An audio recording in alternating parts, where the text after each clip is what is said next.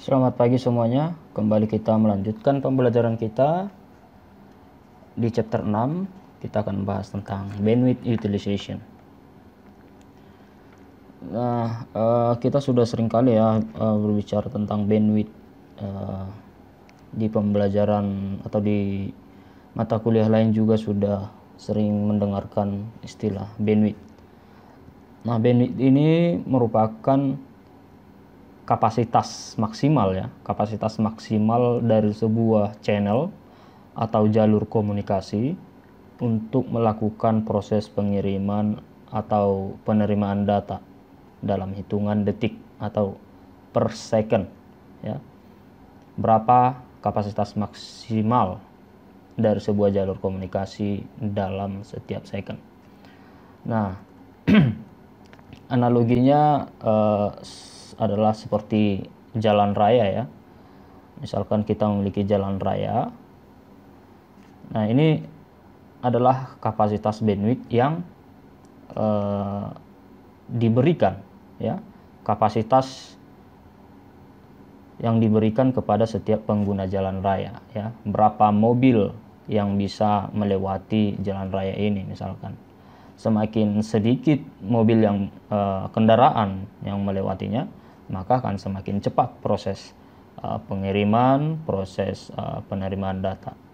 Dan sebaliknya, ketika jalan raya ini padat atau mobil-mobil banyak di sana, maka proses pengiriman juga akan semakin lambat. Jadi di dalam komunikasi data juga demikian, ya. Kita mempunyai channel, ya, baik itu kabel Ethernet atau melalui medium lain seperti udara dan misalkan cahaya, ya. Tetap prinsipnya sama, ya. Jadi semakin banyak data yang ada di dalam channel, maka akan semakin lambat. Nah, di sini kita ingin memanfaatkan bandwidth yang ada, atau bagaimana cara memanfaatkan bandwidth yang disediakan oleh medium, ya. Dan kita akan mencoba memanfaatkannya apabila banyak pengguna yang ingin memakai satu medium tersebut. Bagaimana caranya, ya. Jadi di sini kita akan membahas tentang multiplexing, demultiplexing, ya. Nah, untuk mencapai tujuan tersebut, ya, kita harus mencapai yang namanya efisiensi, ya. Nah, efisiensi ini dapat dicapai dengan menggunakan multiplexing. Kemudian ada yang nanti kita kenal privacy and anti-jamming. Ini nanti kita akan bahas di dalam spreading spectrum. Nah, kita akan memasuki multiplexing, ya. Nah, multiplexing di sini maksudnya adalah untuk melakukan kombinasi atau menggabungkan, ya. Menggabungkan dari beberapa sumber, ya. Source 1, source 2, source 3. Nah, ini kita akan gabungkan ke dalam satu channel, ya. Misalkan contohnya di dalam telepon, ya. Misalkan ini source-nya adalah misalkan rumah 1, rumah 2, rumah 3 ingin melakukan atau sedang menelpon dengan menggunakan satu channel, ya. Menggunakan satu channel. Bagaimana source 1, source 2, source 3 ini digabungkan di dalam channel ini, ya. Gimana caranya? Apakah langsung digabung saja, ya? Kan nanti yang akan dikirim adalah berupa sinyal, ya.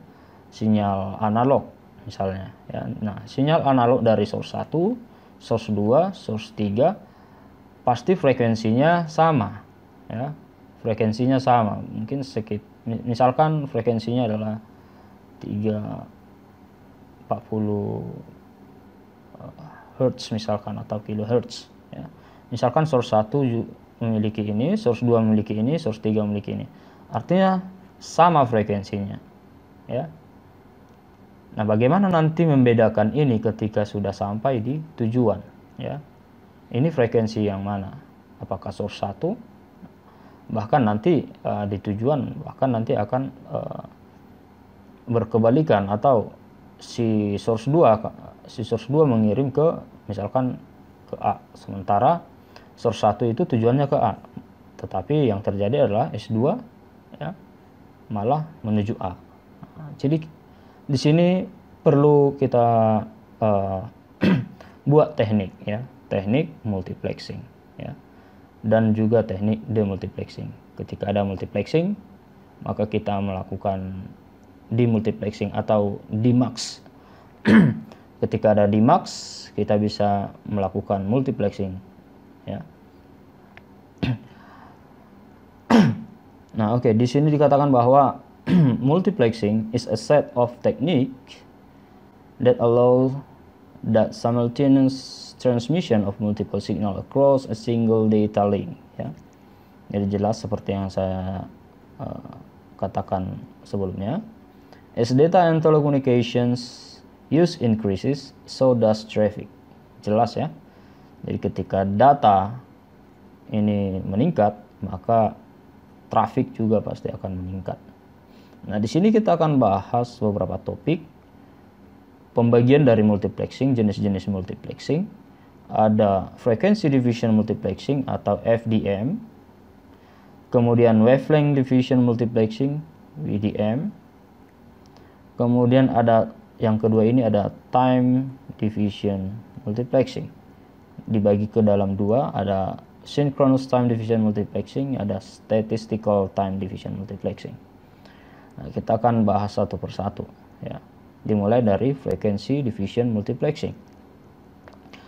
Nah, sebelumnya kita akan melihat di sini konsep dasar dari multiplexing ya.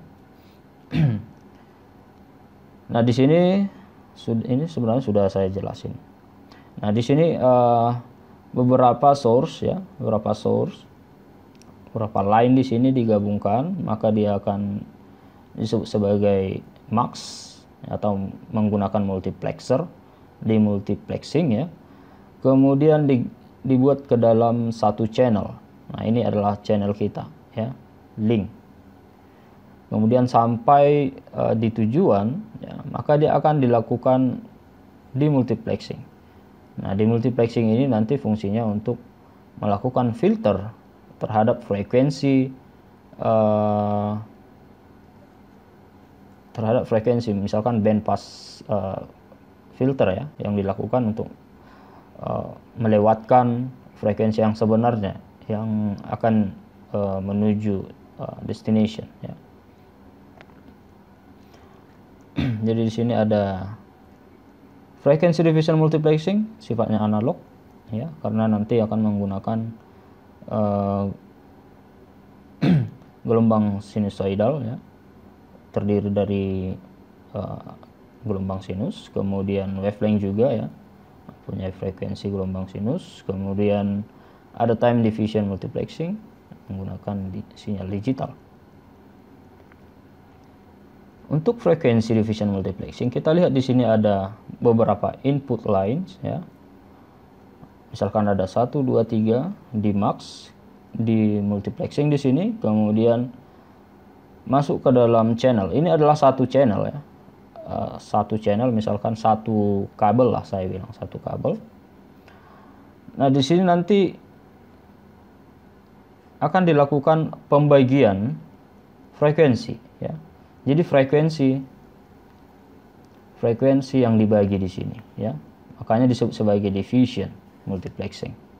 Frekuensinya yang dibagi, kalau waktu tidak dibagi. Artinya misalkan ini adalah frekuensi ya, ini adalah waktu ya. Frekuensi ini yang kita bagi-bagi ya. Frekuensi ini kita bagi-bagi ke dalam beberapa channel kecil ya, untuk melewatkan setiap input line ya. Misalkan untuk line 1 dia memakai channel 1. Artinya frekuensi yang disediakan misalkan sampai 100 kHz misalkan, ya. 100 kHz total frekuensi, total bandwidth, ya. Total bandwidth yang ada di dalam satu channel ini adalah 100 kHz. Maka ketika misalkan 3 orang yang memakai, maka bisa kita bagi 3 bandwidthnya, ya. Artinya misalkan untuk yang pertama misalkan 33 kHz, ya. Yang kedua 33,3 ya kHz. Misalkan tidak ada guardnya, ya, guard band, ya, kHz. Ini juga 33,3 kHz, ya, sehingga mereka mendapatkan bandwidth yang sama rata, ya. Nah, ini kan mereka kita lihat di sini di dalam fungsi waktu. Ini ya, waktu dalam fungsi waktu, setiap channel ini akan mempertahankan pengiriman datanya, ya, pengiriman datanya. Artinya tidak dibagi dalam waktu karena memang ini dibagi dalam frekuensi, ya. Jadi ini seperti dedicated terhadap channel 3, dedicated terhadap channel 1 dan channel 2, ya.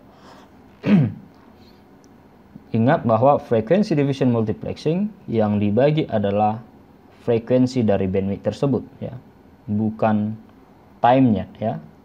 Nah, ketika sudah dibagi, maka dia akan menggunakan dalam full time, ya, full time, ya.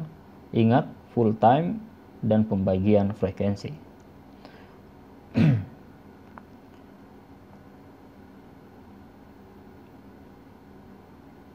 Nah, ini FDM atau division multiplexing frekuensi.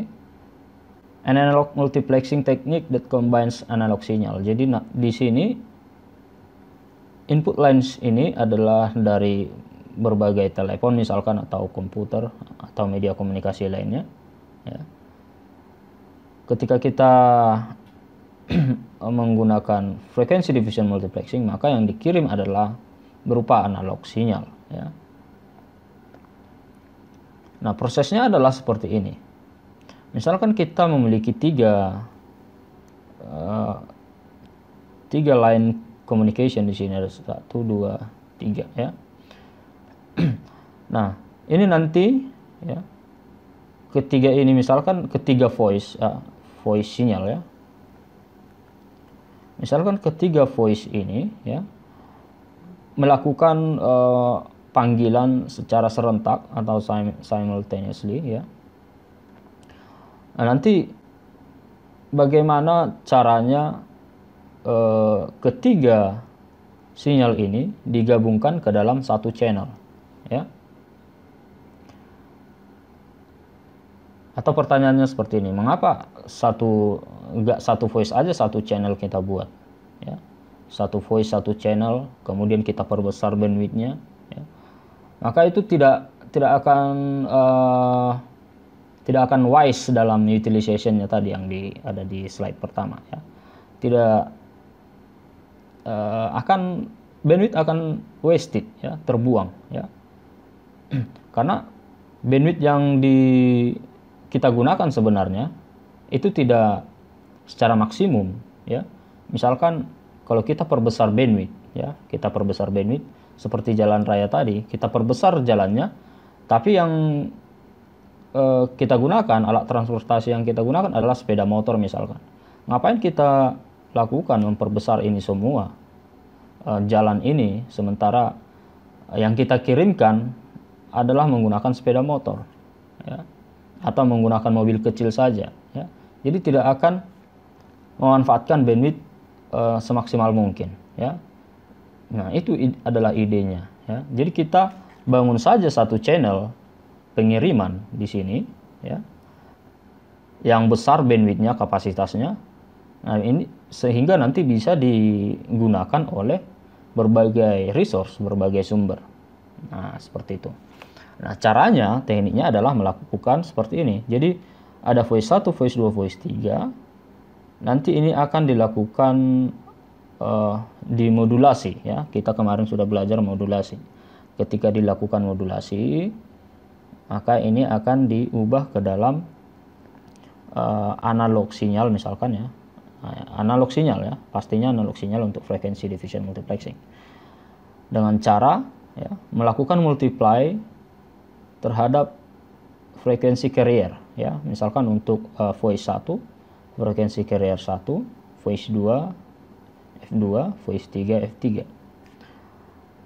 Nah, ketika seperti ini kita lakukan tekniknya, maka nanti ini tidak akan, ketiga voice ini tidak akan bergabung dalam frekuensi yang sama ya, karena sudah dikalikan dengan frekuensi pembawanya ya.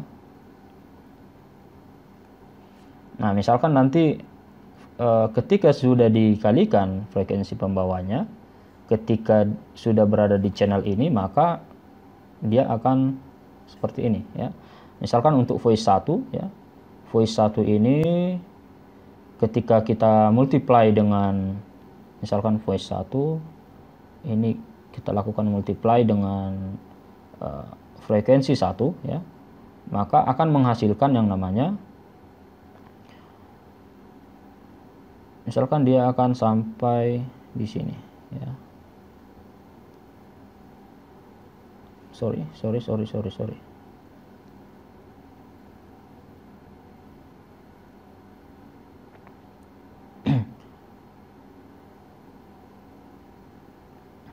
Ya, ini adalah titik nolnya, tetap ada nilai positif dan negatif ya di F1 plus frekuensi, inilah frekuensi modulasi ya, kita sebut saja FM. Nah, FM plus F1 kemudian FM minus F1 atau sebaliknya, tapi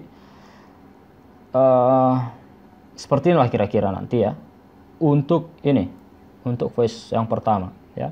Ketika kita lakukan multiply dengan frekuensi carrier, maka dia akan menjadi seperti ini. Nah, kemudian ketika kita melakukan modulasi terhadap voice yang kedua ini, tetap kita lakukan multiply dengan frekuensi 2 ya. Maka frekuensi carrier ini kan berbeda-beda, pasti berbeda, F1 dan F2 pasti beda. Nah, misalkan F2 itu lebih besar dari F1, sehingga nanti tidak berada di satu tempat bentuk sinyalnya, melainkan di, misalkan F2-nya lebih besar, maka F2 bisa saja berada di,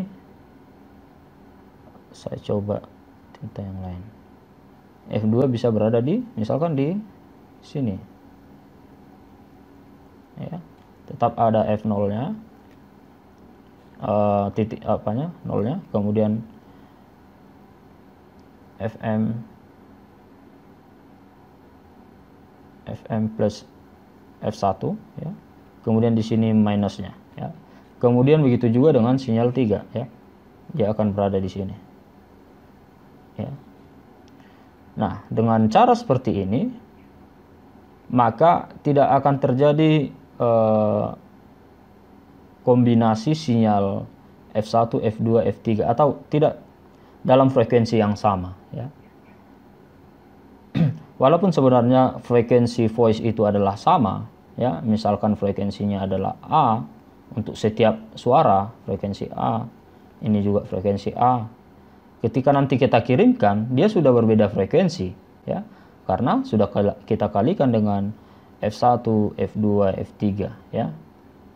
Nah, pertanyaannya ketika frekuensi voice sama, misalkan kenapa ini berbeda gelombangnya? Nah, ini adalah perbedaan spektrum ya, spektrum frekuensi dari suara kita. Nggak mungkin suara saya dengan suara kalian itu sama spektrumnya, tetapi frekuensinya bisa di range yang sama, namun spektrumnya pasti berbeda ya. Nah, jadi seperti itu kira-kira. Di channel nanti maka dia sudah dibagi atau sudah berubah frekuensinya sehingga tidak dalam satu frekuensi yang sama. Nah, kalau kita tidak melakukan modulasi terlebih dahulu, maka mungkin saja gambarnya akan menjadi seperti ini ya. Jadi digabung semua di situ. Di sini ya, kemudian ini, kemudian. Jadi ketika nanti di channel, ya, ketika nanti di dalam channel, mungkin dia ketika kita jumlahkan semua ini, maka bisa saja bentuknya seperti ini, tidak beraturan, ya. Nah, ketika akan sampai di tujuan, maka masing-masing tujuan akan bingung untuk mengeliminasi frekuensi ini frekuensi yang mana. Untuk memperoleh frekuensi ini, ya, gimana caranya? Akan sangat sulit untuk memecahkan satu frekuensi ini menjadi frekuensi yang berbeda-beda tanpa adanya modulasi, ya. Nah, jadi kira-kira seperti itu, ya. Nah, di sisi di sisi tujuan, ya, dia akan dilakukan demux, ya, atau demultiplexing. Nah, ini tadi adalah sinyal yang datang, ya, incoming sinyal dari channel. Kemudian dia akan difilter, ya, digunakan dengan band pass filter untuk mengeliminasi frekuensi yang tidak diinginkan menggunakan band pass filter. Nah, kemudian akan dilakukan dimodulasi lagi di sini, ya, dengan frekuensi yang tadi F1, F2, F3, agar nanti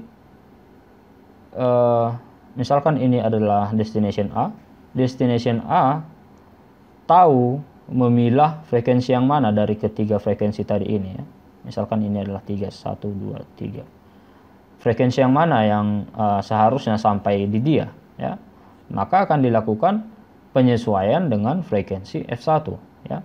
Ketika tadi sinyal 1 ini menggunakan F1, maka sudah akan lebih mudah bagi A untuk melihat frekuensi 1 yang mana, oh yang ini, ya. Jadi ini masuk ke sini, ya. Kemudian sampai di B misalkan, dia akan melihat F2, oh F2 adalah ini, ya. Dan seterusnya F3, ya.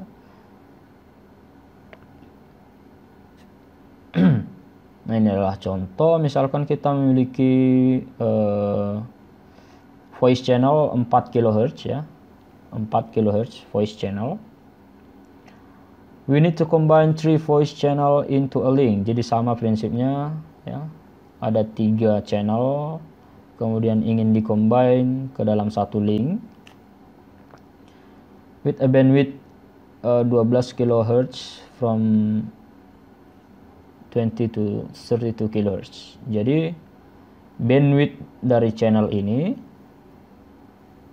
adalah 12, ya. Misalkan bandwidthnya adalah 12 kHz.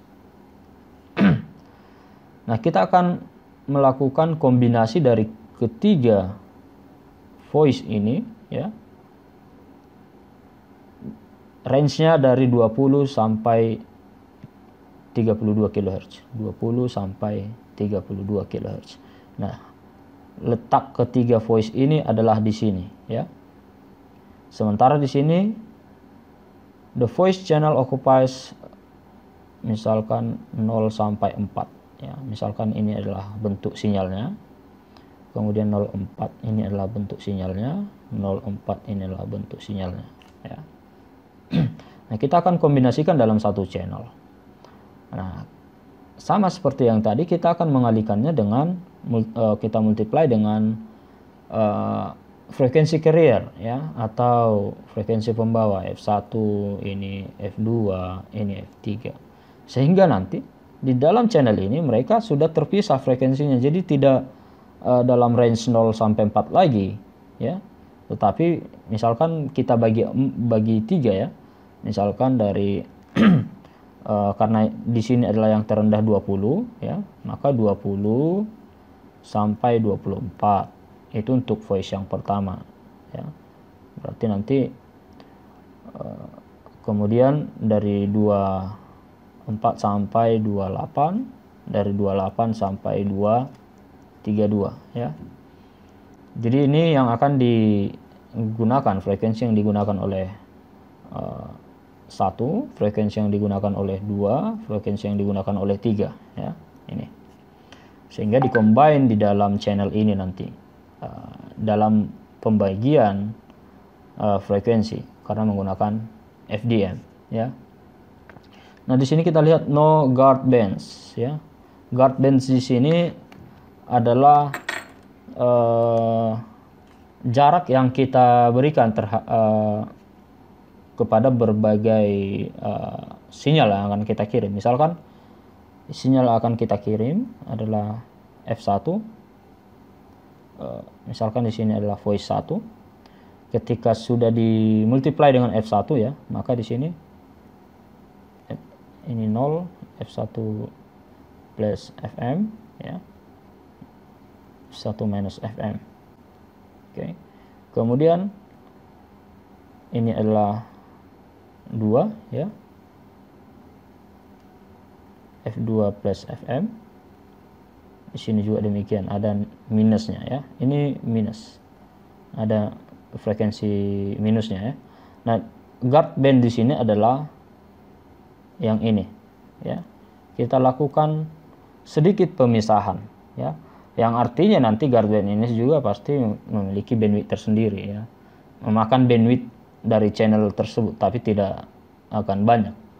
Nah, guna guard bands ini, ya, misalkan ada nanti pelemahan atau ada distorsi, ya, maka sinyal 1 dan sinyal 2 bisa saja akan saling merapat, lebih rapat, ya, lebih rapat. Ketika tidak ada guard band ini, maka bisa sinyal 1 dan sinyal 2 saling tumpang tindih, ya, ketika tidak ada guard band. Nah, ketika ada guard band, maka hanya menggeser, mungkin tidak akan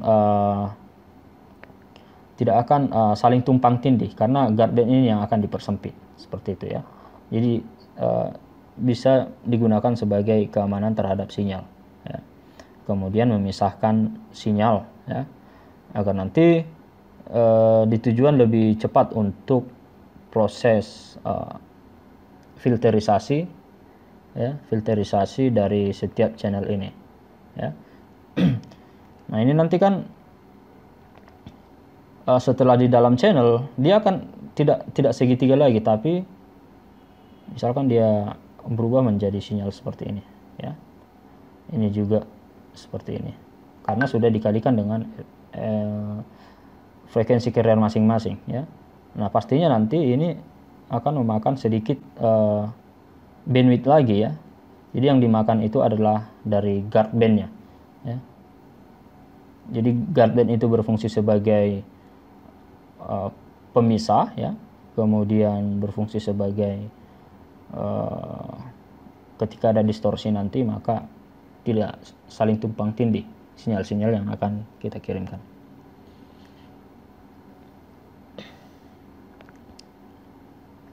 Nah, ini adalah gambar yang tadi, ya. Jadi kita bagi, ya, 04 04 04, kita modulasi dengan frekuensi carrier masing-masing 20 sampai 24 dan seterusnya. Kemudian kita akan combine dan dikirim seperti ini, ya. Kemudian kita lakukan di sisi destination, kita filter menggunakan band pass filter, ya, dengan frekuensi carrier masing-masing, sehingga setiap frekuensi akan dimulai dari 0 kembali, ya.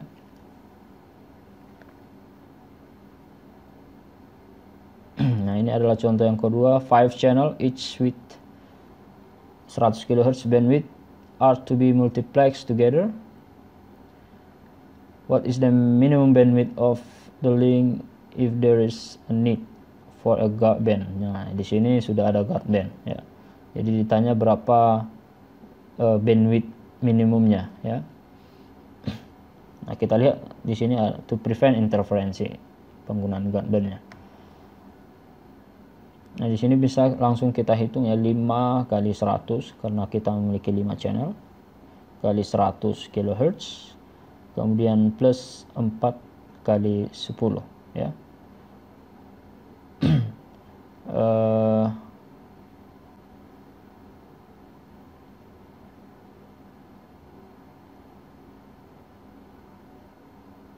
Nah, di sini for 5 channel we need at least 4 guard bands ya. Jadi setiap misalkan ini 1 2 3 4 5. Jadi ada 1 guard band 2 3 4. Jadi ada 4 guard band yang akan dikalikan dengan 10 karena frekuensi dari guard bandnya adalah 10 kHz ya. Maka kita peroleh minimumnya adalah kita kalikan semua kemudian kita jumlahkan 540 kHz. Nah, ini sudah diperlihatkan di sini ya. Jadi 100 100 100 kita bagi frekuensinya ini ya. Inilah frekuensi. Kita bagi ke dalam 5 ya dengan kapasitas masing-masing 100 dan guard bandnya adalah 10 kHz. Nah, di sini kita lihat ada analog atau hierarki analog di sini ya. Nah, ini untuk melihat bagaimana voice yang akan kita kirimkan ini bergabung dengan voice yang lain dan juga misalkan kita grup ya. Misalkan ini di satu kompleks misalkan 5 telepon ya. Misalkan jaringan telepon 5 telepon ya. Nah, ini nanti akan dilakukan multiplexing ya. Multiplexing dijadikan ke dalam satu grup ya.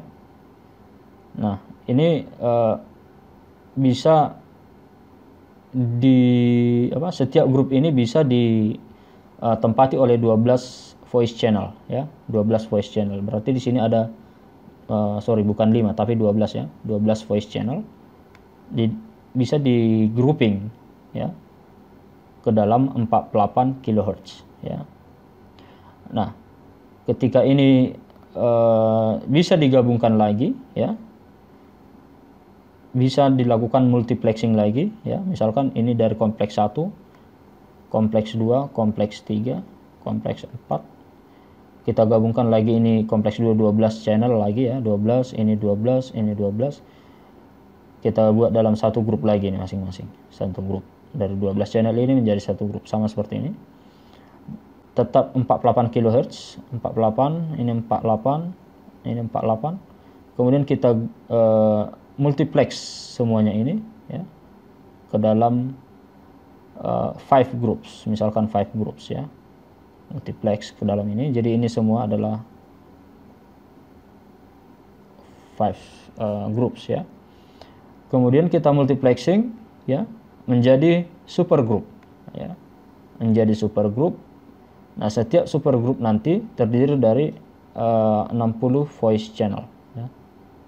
Terdiri dari 60 voice channel dengan kapasitas pastinya harus lebih tinggi dari grup ya, kapasitas grup. Jadi di sini karena dia kumpulan dari beberapa grup, maka diberikan 240 kHz. Kemudian begitu juga sampai seterusnya. Di sini ada 10 supergroup. Kemudian kita grouping lagi yang supergroup menjadi master group ya. Di sini bisa menampung 600 voice channel dan diberikan kapasitas 2,52 MHz ya. Jadi megahertz. Jadi sudah sangat besar. Kemudian kita jadikan menjadi jumbo, kumpulan dari beberapa master ini ya, dengan memberikan kapasitas 16.000 ya, 16.984 MHz atau 16, ya. Nah, tapi intinya lebih besar ya bandwidth yang ditawarkan di dalam jumbo group karena memang bisa ya, menampung 3.600 voice channel.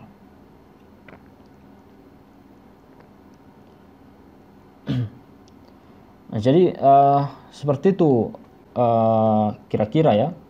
Misalkan banyak orang yang menggunakan jaringan telepon untuk menelepon, nanti itu akan di grup ya, di grup, kemudian bergabung lagi dengan orang lain ya yang di luar daerah misalkan, di grouping lagi menjadi super group, kemudian master group, sehingga mencapai jumbo group. Nah, semua ini nanti kalian bayangkan ada 3.600 orang sekaligus ya. 3.600 orang sekaligus melakukan pemanggilan telepon ya. Pastinya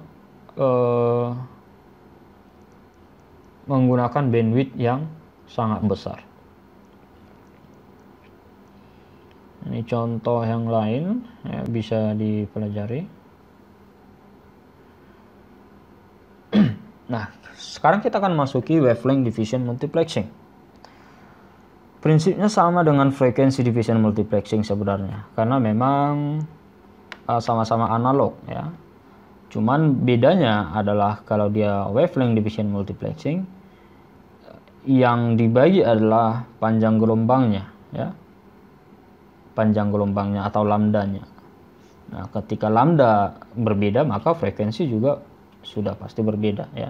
Jadi setiap link ini, setiap line ini ya, memiliki frekuensi dan memiliki lambda panjang gelombang masing-masing.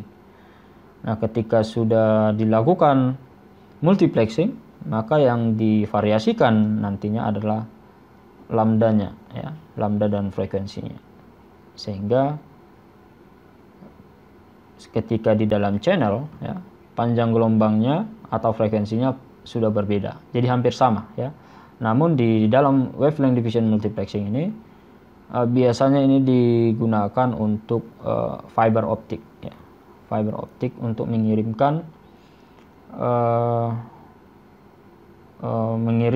paket menggunakan cahaya ya, menggunakan gelombang cahaya. Jadi cahayanya nanti yang dituning ya, sehingga memperoleh warna yang berbeda ya. Ketika panjang gelombangnya sekian, maka warnanya adalah merah. Panjang gelombangnya sekian, warnanya adalah ungu misalkan. Nah, ketika warna yang berbeda-beda itu pastinya memiliki frekuensi yang berbeda juga ya, karena panjang gelombangnya yang berbeda.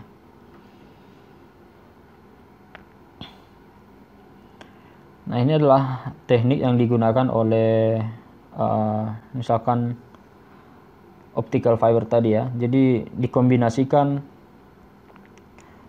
optical sinyal di sini ya, dikombinasikan dengan menggunakan multiplexer atau prisma ya, untuk memadukan setiap channel ini, setiap line menjadi satu line di dalam fiber optic cable ya. Kemudian di sisi tujuan nanti akan di multiplexer menggunakan prisma juga untuk memperoleh cahaya yang berbeda-beda ya.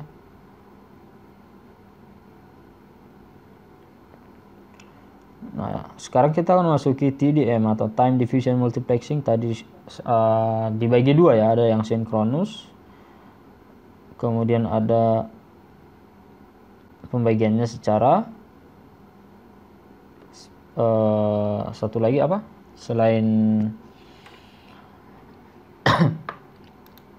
sinkronus tadi, selain sinkronus ada yang namanya statistical time division multiplexing dan synchronous time division multiplexing. Oke, di dalam time division multiplexing secara umum ya, di sini konsepnya tetap sama dalam konsep multiplexing dan juga di multiplexing ya.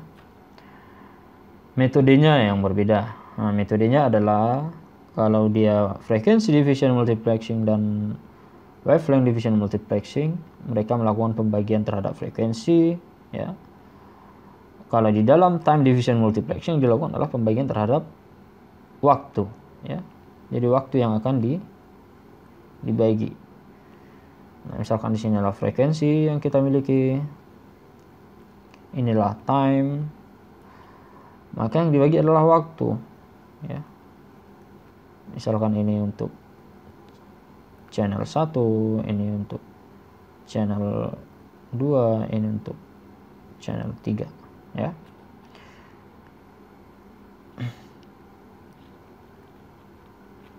Bandwidth, ya. Nah, jadi di sini misalkan inilah channelnya yang diberikan bandwidth tertentu, kita akan membagi bandwidth ini dalam waktu, jadi tidak dalam frekuensi. Kalau dalam frekuensi tadi kita memiliki full time terhadap channel tersebut, tapi kalau di dalam TDM kita memiliki full bandwidth, ya. Kita memiliki full bandwidth, kita memiliki full bandwidth, ya. Kita manfaatkan full bandwidth ini, misalkan 100 kHz. Kita manfaatkan kita manfaatkan semua bandwidth ini, ya, tetapi dalam waktu yang terbatas, ya. Diberikan limited time untuk setiap channel, ya. Jadi itu bedanya antara FDM, WDM, dan TDM, ya.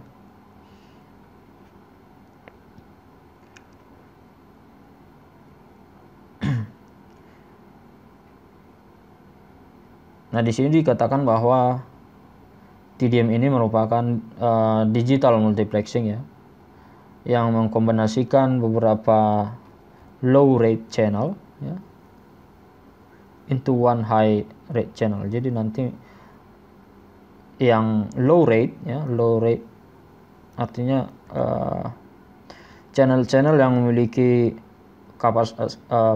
memiliki kecepatan data yang rendah, ya, mereka akan digabungkan ke dalam high rate channel, ya, high rate channel, tetapi pembagiannya dalam waktu, ya.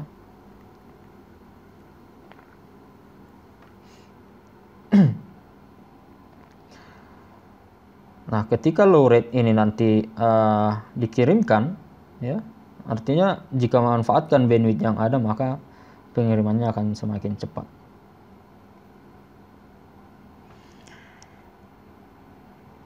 Nah, kita akan lihat synchronous time division multiplexing.